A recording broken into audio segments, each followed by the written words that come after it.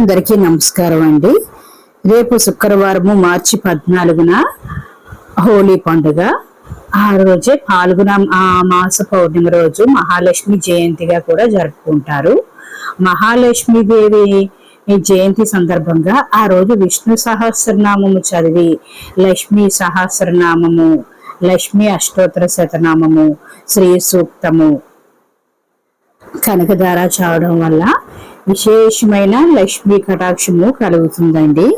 ఉద్యోగాల్లో అభివృద్ధి, ఆనందం, ఐశ్వర్యం సర్వం అమ్మ లక్ష్మీమాత దయ వల్ల మనకు ప్రాప్తిస్తాయి.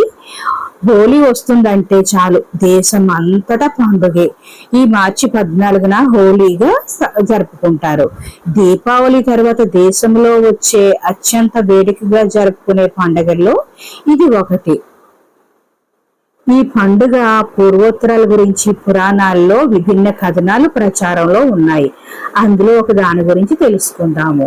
రాక్షసరాజు హిరణ్యకశిపుడు కుమారుడు ప్రహ్లాదుడు నిత్యం విష్ణుమూర్తిని స్మరిస్తూ ఉంటాడు. అది హిరణ్యకశ్యపుడికి నచ్చదు. దీంతో ప్రహ్లాదుడిని మట్టు పెట్టాలని నిర్ణయించుకుంటాడు. దీంతో అతడు రాక్షస సోదరి హోలికను పిలుస్తాడు. ఆమెకు ఉన్న శక్తులతో ప్రహ్లాదుని మంటల్లో ఆహుతి చేయాలని ఆమెను కోరతాడు. దీంతో ఆమె ప్రహ్లాదుని ఒడిలో కూర్చోబెట్టుకుని మంటల్లోకి దూకుతుంది. అయితే విష్ణు మాయతో ప్రహ్లాదుడు ప్రాణాలతో బయటపడగా హోలీ రాక్షసు మాత్రము ఆ మంటల్లో కాలి చనిపోతుంది. హోలికా దహనమైన రోజునే హోలీ అని పిలుస్తారనే ప్రచారము ఉంది. కనుకనే కొన్ని ప్రాంతాల్లో రాత్రివేళ హోలీ దహనం నిర్వహిస్తారు. డోలోత్సవమే హోలీ. మన వంగదేశంలోని డోలోత్సవము లేదా డోలికోత్సవము జరుపుకుంటారు. ఆ రోజు శ్రీకృష్ణుడు గోపికలతో కలిసి బృందావనములో పువ్వులతో రంగులతో ఈ ఉత్సవాన్ని జరుపుకుంటున్నట్లు భావిస్తారు. ఇలా రంగులు పూలు చల్లుకోవడం ద్వారా ప్రేమ సౌభాగ్యాలు వెల్లివిరుస్తాయని నమ్ముతారు. హోలికపై మరొక కథ కూడా ఉంది. కృతయుగములో రఘునాథుడనే సూర్యవంశపు మహారాజు ఉండేవాడు.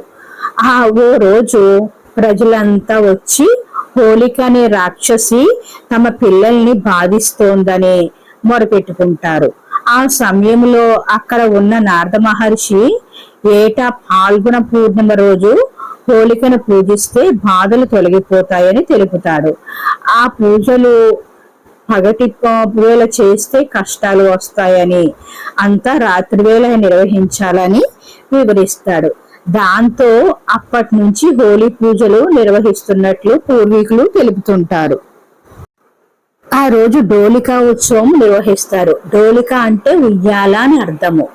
బాలకృష్ణుడని పాల్గొన మాస పూర్ణిమ తిథిలో ఉయ్యాలలో వేసినట్లు పురాణాలు తెలుపుతున్నాయి. ఆ రోజు బాలకృష్ణుని ఉయ్యాల్లో వేశారట.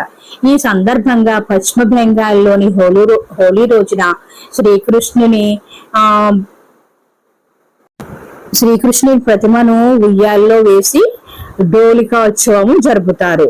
ఈ హోలీ రోజున శ్రీకృష్ణుడు రాధను ఉయ్యాల్లో పెట్టి రంగులు పులిమినట్లు కూడా చెబుతూ ఉంటారు. ఈ విధంగా మనకంటే ఉత్తరాంధ్రలో ఈ హోలీ పండుగ చాలా ఆర్భాటంగా చేసుకుంటారు.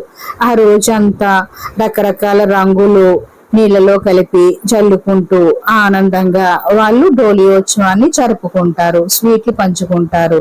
శ్రీకృష్ణుడిని రాధని పూజిస్తారు.